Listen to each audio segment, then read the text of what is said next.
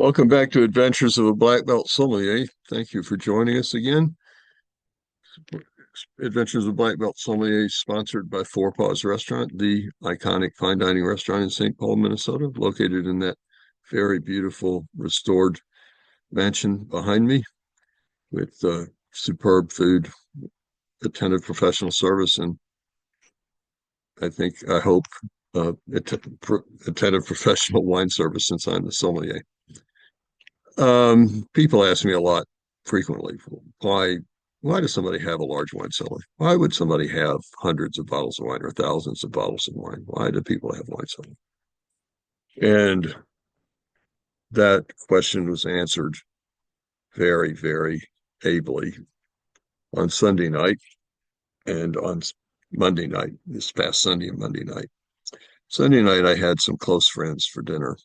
Um, we we we gather in each other's houses frequently, and anyway, they came. We had a group for dinner Sunday night at my home, and I opened a magnum of 1998 Roger Sabon Chateauneuf du Pape Cuvee Prestige to share with my friends with a duck confit with green peppercorn sauce.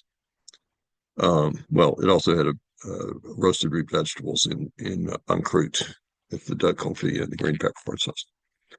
And I was really excited to share this, what had a chance to be a really, really special bottle of wine with my friends. Of course, 1998 is a great vintage for Chateauneuf du Pape, one of the great vintages for Chateauneuf du Pape. And this wine, the Roger Sabon Cuvée Prestige, is in a great vintage, a great wine. And it is 27 years old, and it's a magnum, and it was stored perfectly for its entire lifespan. So it had a chance to be something really special. And then it turned out the cork was really great. I used my Durand device. If you open very much old wine, I would say more than 15 years old, you should own a Durand, Durand. It's the best device for opening old wine because you never break the cork. Pretty much never break the cork with the Durand. So the cork was strong. The cork was strong. And so this wine, great, great producer, great vineyard, great vintage, stored well with a good cork, had a chance to be something special. And it was. It was absolutely magnificent. It was rich, full-bodied, textured, classic Bouquet de Garrigue aromas, classic roasted character from the Galets in the Southern Rhone Valley, the fist-sized stone pebbles. Um, a long, long finish. Of course, the tannins were completely integrated at 27 years old.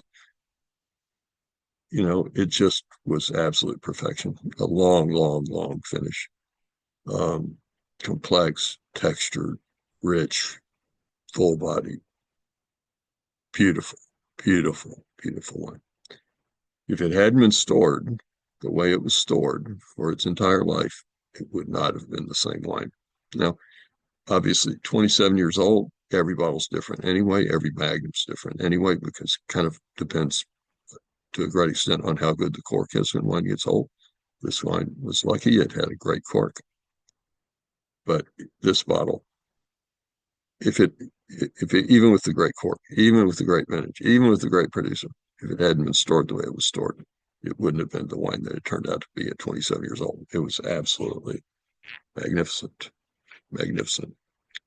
Then Monday night, another close friend invited me to his house for a glass of wine. He opened a 2005 Oberto Barolo Brunate. So again, 20-year-old crude Barolo from a great producer, a great vintage, stored perfectly. And again, we got lucky. The cork was really great.